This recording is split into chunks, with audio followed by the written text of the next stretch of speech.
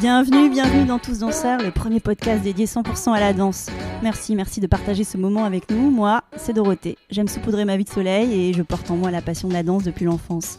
Tous Danseurs, c'est une conversation avec un acteur de la danse d'aujourd'hui et de demain. On y parle de toutes les danses. Un temps suspendu pour découvrir des parcours insolites de femmes et d'hommes qui vivent passionnément danse, des artisans du mouvement. Danseurs et athlètes, costumiers, chorégraphes, metteurs en scène, musiciens, chercheurs, des créateurs et ouvriers de la danse. Dans l'ombre ou la lumière, ils sont tous en mouvement, tous artistes, tous danseurs. Le podcast est disponible sur de nombreuses plateformes, alors abonnez-vous pour ne pas manquer de nouvelles rencontres autour de la danse. Et surtout, n'oubliez pas de laisser un mot doux ou une note 5 étoiles sur iTunes ou Apple Podcast. Ah, j'oubliais, n'hésitez pas à m'écrire sur l'Instagram Tous Danseurs si vous avez des questions. Aujourd'hui, je vous propose une déambulation sonore au Centre national du costume et de la scène à Moulins. Un musée unique au monde pour les costumes de spectacle. Ce sont les planètes de Decoufflé, que nous traverserons avec les voix de Philippe Decoufflé, chorégraphe, et Philippe Noisette, journaliste et commissaire de l'exposition. De l'iconique Shazam à la salle rétrospective de la cérémonie d'ouverture des Jeux Olympiques d'Albertville de 1992, 4 décennies de costumes sont ici déployées. On y imagine facilement la danse, les corps, les artistes, grâce à la mise en scène de Marco Mencacci, designer et scénographe, qui conclut cet épisode. À voir, absolument. En attendant, on les écoute avec joie. L'exposition Planète Decoufflé est à Moulins jusqu'au 5 janvier 2025. Bonjour. Bonjour. Je suis entourée de 2 Philippe. Philippe Decoufflé, Philippe Noisette. 2 Coufflés. 2 Coufflés. C'est vrai qu'à chaque fois je dis Decoufflé. Il n'y en a qu'un seul, mais il y a 2 Coufflés. Nous sommes en plein cœur du Centre national du costume et de la scène, magnifique, et en plein cœur de l'exposition Planète de Decoufflé. Philippe, tu y présentes une centaine de costumes qui représentent 4 décennies de ton parcours. Alors, t'es heureux aujourd'hui ou pas ? On est dans le feu de l'action encore, j'ai aucun recul. Il n'y a pas de recul. Donc nous verrons ce que le public dit, c'est comme toujours, hein, c'est les spectateurs qui sont juges. Nous on a fait ce qu'on a pu pour que ça soit le plus... Mais tu en parlais très bien tout à l'heure, je vais te laisser en parler. Tu parles très bien de cette expo. Et ce travail a été sublimé par la scénographie de Marco Mencacci. C'est vraiment un travail d'équipe, hein, vous l'avez compris. Exactement. Et est-ce que vous pouvez me dire quelques mots sur le travail de scénographie qui a été réalisé sur cette exposition ? Le défi dans un musée avec ses propres murs et ses vitrines, c'est de se renouveler à chaque fois. On peut difficilement faire abstraction du mannequin, mais par contre on peut mettre le mannequin dans une condition particulière. Par exemple, avec des images, on a essayé d'intégrer les images. Philippe Decoufflé est un homme d'image, il y a des images dans ses spectacles, il fait lui-même des films. Donc on a essayé de présenter parfois des films à l'intérieur même des vitrines, comme un dialogue avec les costumes. On a essayé de créer des ambiances sonores. On retrouve des musiques commandées pour les spectacles de Philippe Decoufflé, parfois des bruits. Donc c'est vrai que la scénographie, elle joue sur ces dimensions. On veut vraiment, non pas faire un spectacle immersif, c'est pas ça et c'est pas possible, mais de faire une exposition partageuse. On est dedans, parfois on doit s'approcher des vitrines pour comprendre ce qui s'y passe et on joue comme ça un jeu, on avance, on recule, on prend la bonne, on prend la bonne dimension. C'est vivant. Alors traverser ces planètes, c'est aussi découvrir des fragments de ta vie chorégraphique, c'est aussi découvrir ton univers et c'est aussi découvrir le travail des costumiers qui ont compté pour toi. Philippe Guillotel, Laurence Chaloux et puis... Tu peux rajouter Jean Malo et puis d'autres. Tous les costumiers divers que j'ai pu croiser. Ouais, c'est assez touchant, tout ce grand mélange. Pour moi, c'est très troublant parce que ça mélange un tas d'époques en un lieu, en un seul espace-temps. Il y a des choses très étranges pour moi de revoir tout ça, voir toutes ces choses mêlées. Les émotions qui te traversent aujourd'hui, c'est quoi ? C'est touchant parce que ça rappelle, c'est parce que moi je vois les danseurs qui ont habité ces costumes. Donc quand je vois les costumes, je vois les danseurs et je vois parfois les tableaux. Et là par exemple, je suis devant une vitrine qui mêle 1, 2, 3, 4, 5, 6 spectacles différents. C'est assez étrange de voir tout ça réuni, mais ça donne un ensemble assez joli, assez cohérent finalement. Donc c'est là qu'on se rend compte que malgré moi, j'ai un style. Et Philippe Noisette, toi tu en es le commissaire. tu es le commissaire de cette exposition. Tu peux nous raconter ce que c'est le job d'un commissaire sur une exposition? Parce que je pense que c'est pas forcément très clair. Non, je ne suis pas un commissaire très, très, très aguerri. C'est seulement ma deuxième exposition, donc j'apprends encore. En fait, c'est un peu, peut-être que c'est présomptueux, mais dire c'est une sorte de chef d'orchestre qui va essayer de trouver les bonnes personnes, de réunir les bonnes personnes. C'est vrai qu'il faut donc des bons musiciens. Il faut qu'on soit sur la même longueur d'onde, qu'on se comprenne. Il faut aussi qu'en face, puisque là c'est un chorégraphe qui est d'aujourd'hui, qui travaille, qui prépare un prochain spectacle, qui tourne actuellement au stéréo. Donc il faut qu'il y ait un dialogue s'engage. Si Philippe de Coufflet avait dit non, il n'y avait pas d'exposition. S'il avait dit à quoi bon, ça aurait été plus compliqué. Il nous a fait confiance, on a discuté. Donc le commissaire passe beaucoup de temps à discuter, parfois à convaincre, parfois à admettre qu'il s'est trompé, que la direction n'était pas la bonne.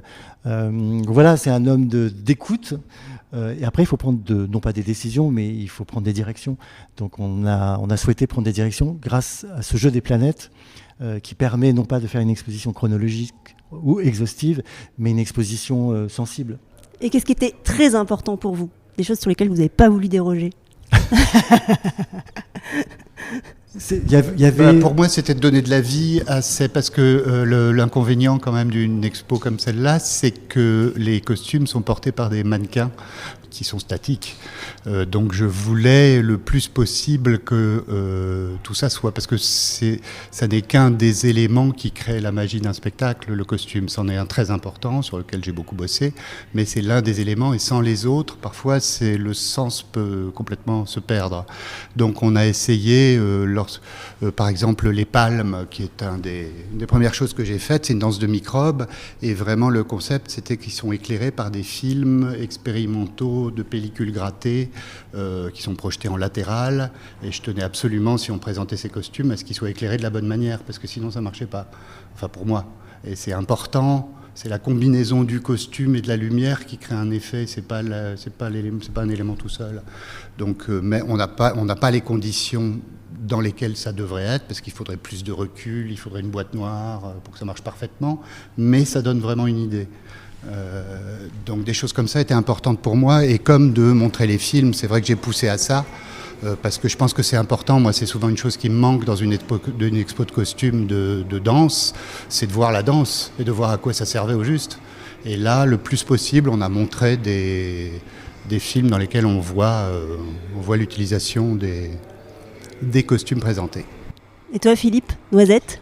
Il y avait un double objectif, c'était de montrer une certaine diversité, sans jamais perdre le fil d'une histoire qu'on voulait raconter. C'est vrai qu'on voit que c'est de Coufflet, que c'est des costumes de Guillotel peut-être, de Jean Malo, de Charlie Le Maindu. On voit que c'est différentes époques, différents. Mais on comprend comment la danse, comment le mouvement, comment l'inventivité de Coufflet traverse ces périodes et traverse ces costumes. Donc on est toujours en terrain surprenant, mais on n'est pas complètement perdu. Et ça, je pense qu'il fallait, c'était important pour nous de rassurer un petit peu le visiteur et de le surprendre. C'est jamais facile, hein, c'est presque un contraire, mais si on a réussi ça, on sera heureux. Vous êtes tous les deux des amoureux des costumes. Toi, Philippe, t'en as fait un livre. Oui. Toi, tu as beaucoup œuvré aussi sur ce sujet-là, tout au long de ton parcours de chorégraphe. Qu'est-ce que permet le costume comme espace créatif ? Énormément de choses. Si on a envie d'être un légume, ça peut servir, par exemple. Et aujourd'hui, on aimerait être quoi, par exemple ?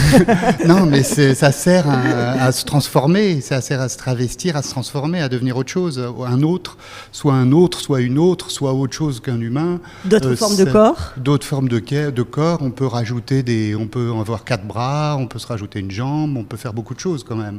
Donc ça permet de rajouter des contraintes, en fait, qui vont modifier la lecture du corps, qui vont en modifier le fonctionnement aussi. Les pointes, pour parler des choses les plus connues, c'est un accessoire qui amène une contrainte énorme, mais qui permet du coup, quand c'est bien utilisé, des choses incroyables. Et moi, c'est ce que j'ai essayé de creuser un peu. Alors on n'a pas été aussi loin qu'avec les pointes, parce que là, il y a une histoire très très longue, mais on a dansé avec des palmes, des sabots, des planches aux pieds, des choses qui modifient, des tuyaux. Là, je vois devant moi des tuyaux qui prolongent les bras, qui font que les bras peuvent tout d'un coup mesurer 4 mètres. C'est des choses qui modifient le fonctionnement du corps humain, et c'est intéressant. Tout dépend de ce qu'on cherche à créer. Mais potentiellement, ça permet des extensions et ça ouvre un champ des possibles qui est super.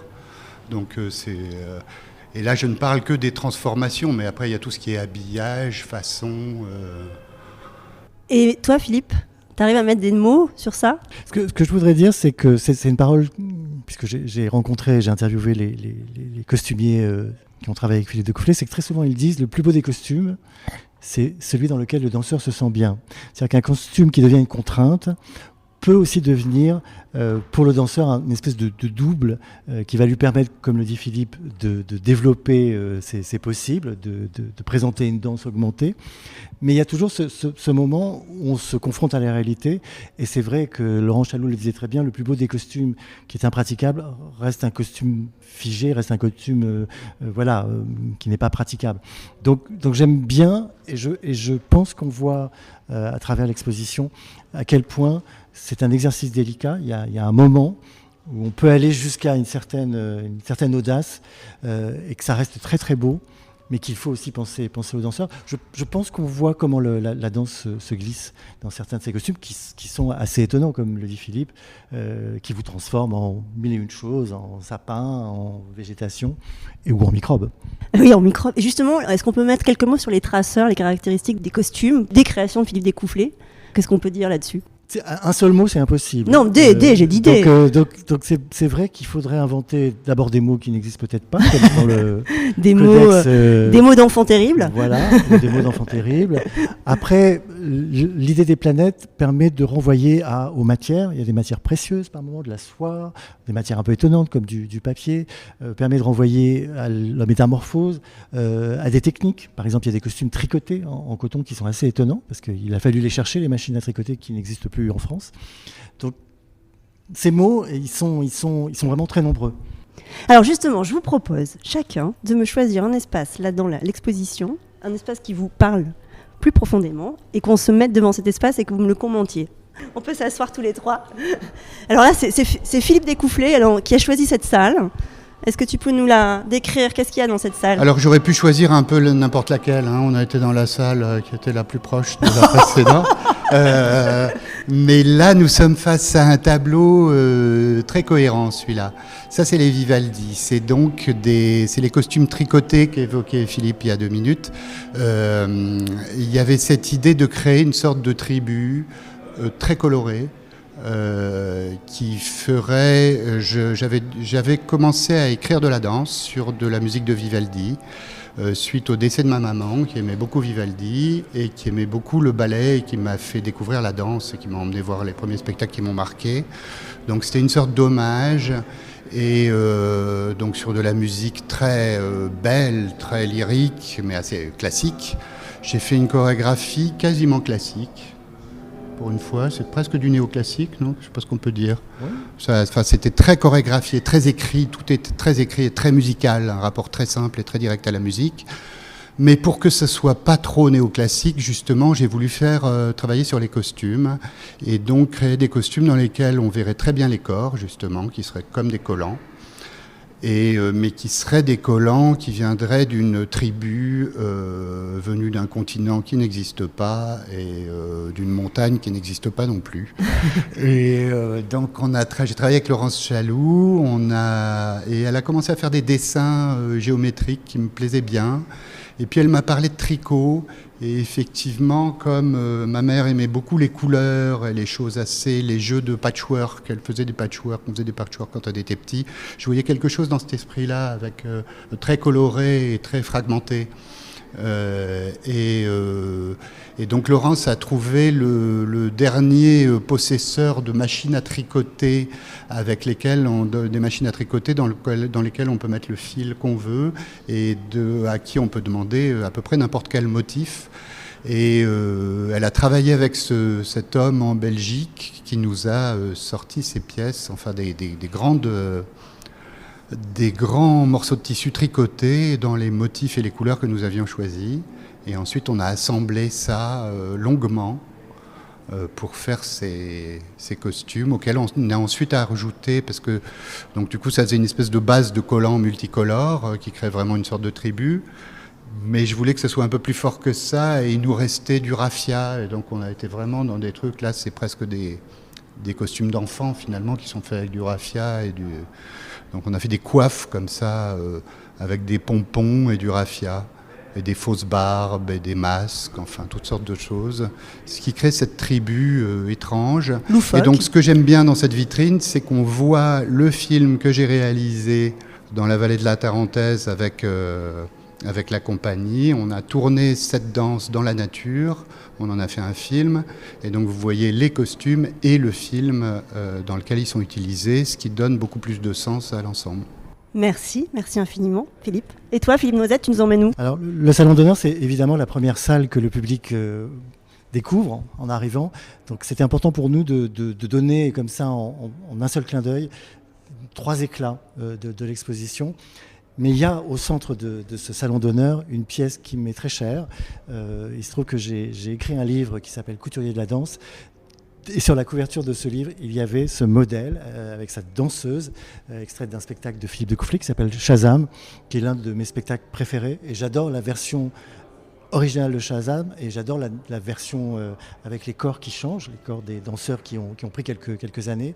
Et je trouve que cette robe, qui est comme une espèce de tutu du XXIe siècle, de dentelle qui n'existe pas, parce que c'est une matière composite, du plastazote, a quelque chose de poétique. C'est une espèce de poésie et de technologie réunies en une seule signature. Et je trouve que c'est un costume qui m'émerveille. On a choisi de le présenter façon boîte à musique un peu merveilleuse comme ça, avec la musique d'un carillon. Voilà, il y a quelque chose qui me touche particulièrement. J'ai l'impression que ce spectacle m'a suivi pendant des années. C'est ta Madeleine de Proust. C'est pas loin de la Madeleine de Proust, qui ne se mange pas, mais qui se savoure. Et à chaque fois que je vois cette petite robe, le goût est intact. Et c'est vraiment un plaisir, qui est un plaisir constant. Mais j'aime beaucoup aussi cette robe qui était portée par Alex Naudet, qui a été faite pour elle, par Philippe Guillotel. Et effectivement, c'est une robe à la fois toute simple, parce qu'elle est faite d'une matière et d'une seule idée. Elle est toute blanche, toute simple, transparente, mais en même temps elle a une puissance, elle se tient, elle est solide tout en étant molle. Enfin, elle est un très beau costume. On l'imagine très légère, alors c'est qu'elle le a, cas. qu'elle a Elle une est forme légère. Elle a une forme rigide, mais elle est très légère. Et on rejoint encore cette idée d'avoir des costumes qui prennent finalement de l'espace, mais qui sont très légers. Oui, c'est ce qu'on cherche globalement pour que ce soit dansable. Ouais. Ouais. On finit par un espace.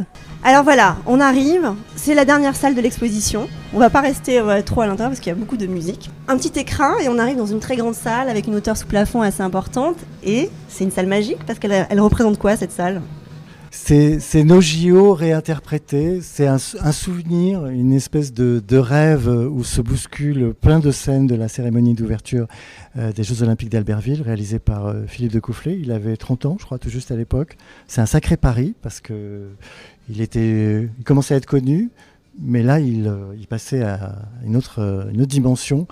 Et je trouve qu'il a gardé cette capacité à faire du merveilleux, du minuscule et du majuscule à la même façon. J'adore ce que dit Philippe de Coufflet. Il dit, quand vous êtes notamment dans un stade, tout le monde voit quelque chose, mais personne ne voit la même chose.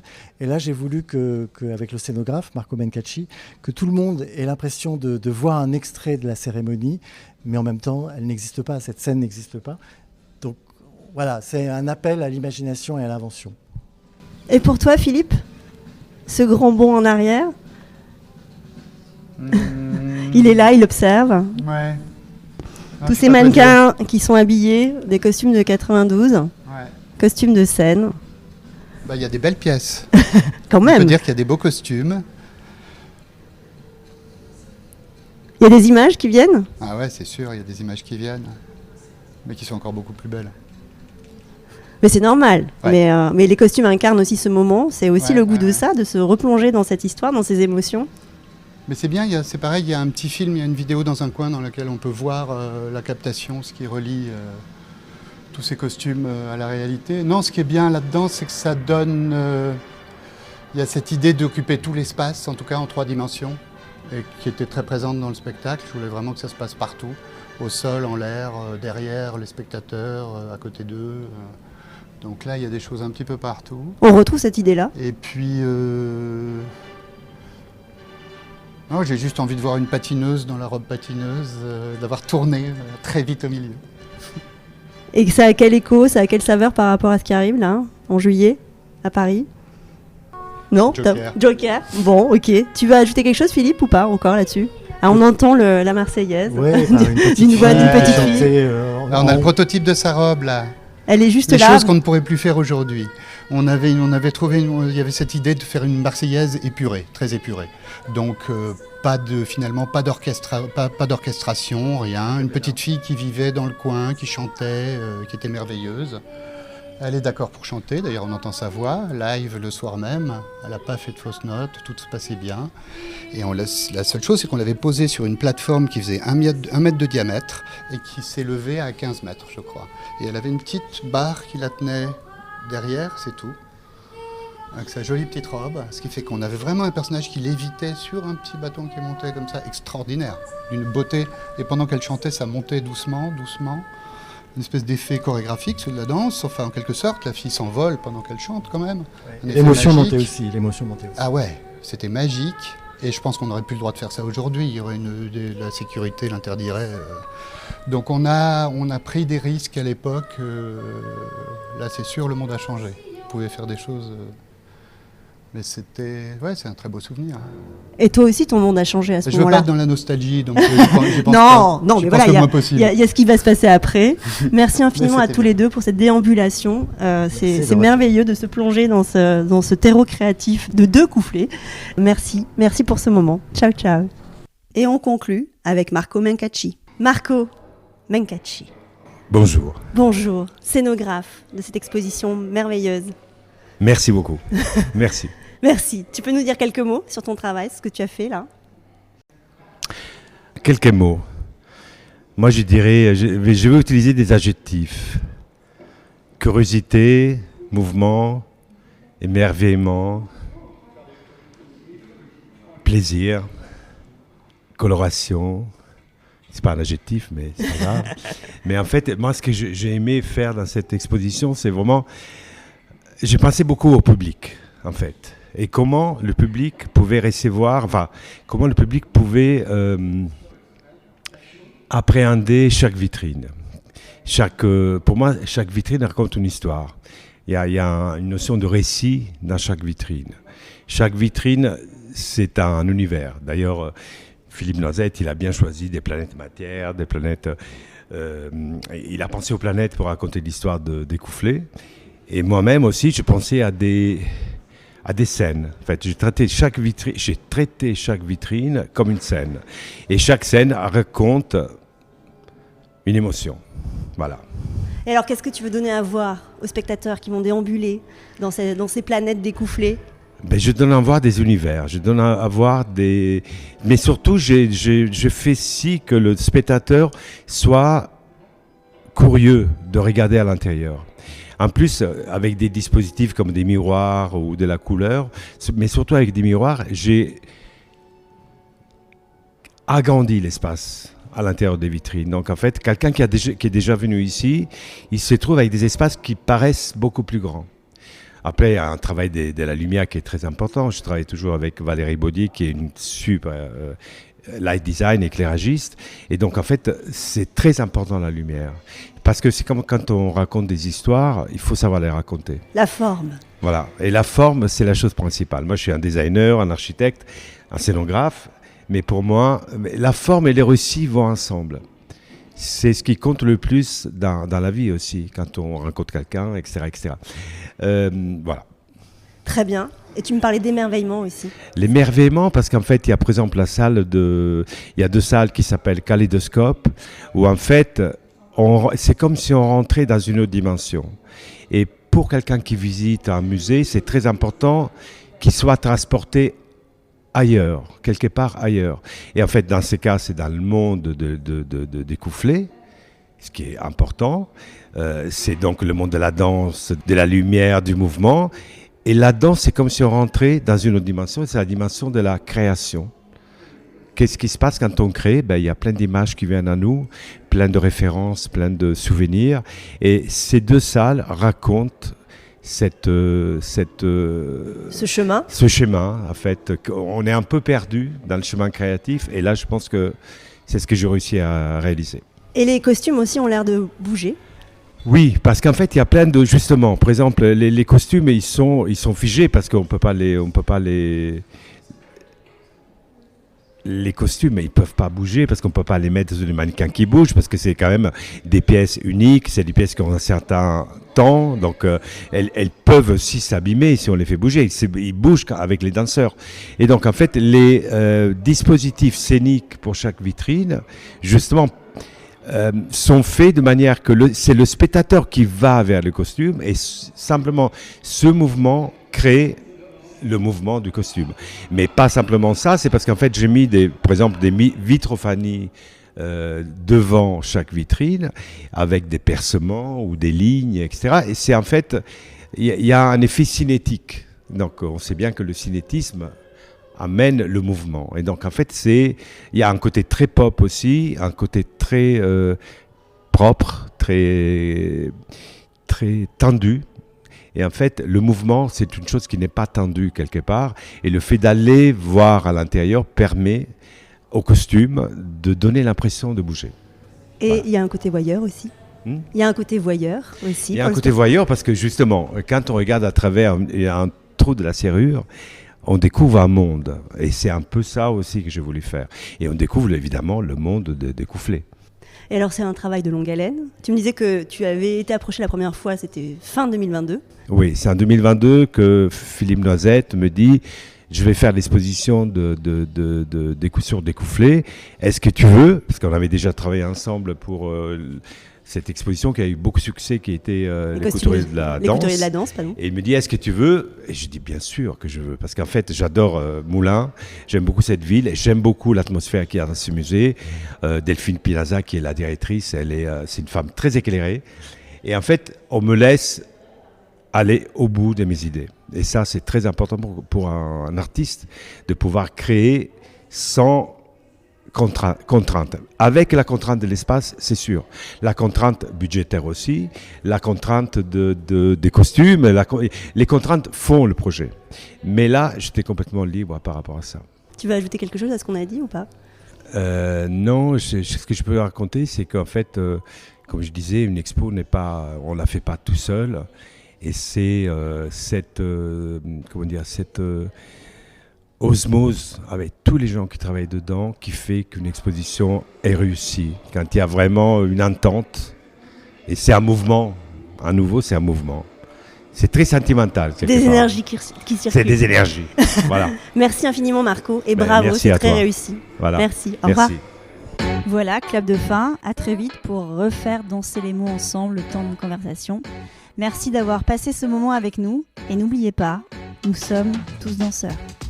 Le podcast est disponible sur de nombreuses plateformes, alors abonnez-vous pour ne pas manquer de nouvelles rencontres autour de la danse. Et surtout, n'oubliez pas de laisser un mot doux ou une note 5 étoiles sur iTunes ou Apple Podcasts. Ah, j'oubliais, n'hésitez pas à m'écrire sur l'Instagram Tous Danseurs si vous avez des questions.